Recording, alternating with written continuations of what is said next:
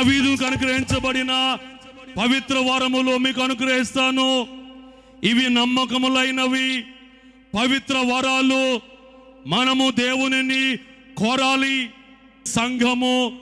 సంఘానికి క్షేమము కలగాలంటే ఆత్మ సంబంధమైన వరములను మనము కోరుకోవాలి.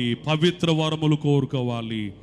పవిత్ర వరాల్లో మొట్టమొదటిది దీర్ఘాయుస్సుని మని నువ్వు దేవునిని వరం అడిగితే నీ కుటుంబం అంతటికి దేవుడు దీర్ఘాయుస్సునిస్తాడు.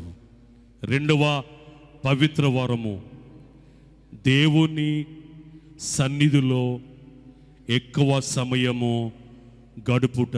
లోకములో ఎక్కువ సమయము గడుపుట కాదు, కానీ నువ్వు ఎక్కువ సమయము గడపవలసింది స్నేహితులతో కాదు, కానీ బంధువులతో కాదు, కానీ లోక సంబంధమైన వాటిలో కాదు, కానీ ఎక్కువ సమయము మనము గడపవలసింది దేవుని సన్నిధిలో గడిపి దేవునిని ధ్యానించి ఆయన ప్రసన్నతను చూడాలి.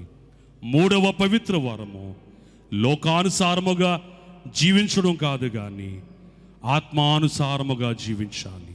వాక్యానుసారముగా జీవించాలి. దేవుని చిత్తానుసారముగా మనం జీవించాలి. పవిత్ర వరాల్లో 4వ వరము పరిశుద్ధ ఆత్మ అనే వరాన్ని నువ్వు పొందుకోవాలి. నీ కుటుంబములో, నీ వ్యక్తిగత జీవితంలో నువ్వెన్ని పొందుకున్నా కానీ పరిశుద్ధాత్మను పొందకపోతే నీకున్నవన్నీ కూడా శూన్యమైపోతున్నాయి. కనుక మనం పొందుకోవలసింది పరిశుద్ధాత్మ అనే వరాన్ని పొందుకోవాలి. పరిశుద్ధాత్మ అనే వరాన్ని నువ్వు పొందుకోవాలంటే నీ హృదయము దేవుని ఎదుట సరైనదిగా ఉండాలి. సరైనదిగా ఉండాలంటే నీ హృదయములో నుండి చెడుతనమును కడిగి వేసుకోగలిగితే, శుద్ధి చేసుకోగలిగితే పరిశుద్ధాత్మ తండ్రి నీ మీదకు వస్తాడు. పరిశుద్ధాత్మను పొంది ఆయన ఆర్భాటముతో వచ్చినప్పుడు, ప్రధాన దూత శబ్దముతో వచ్చినప్పుడు, దేవుని బోరతో వచ్చినప్పుడు పరిశుద్ధాత్మను పొందిన నీవు ఆయనతో పాటు ఎగిరి మేఘమెక్కుతావు. రేపు రాబోయే ముప్పును తప్పించుకుంటావు.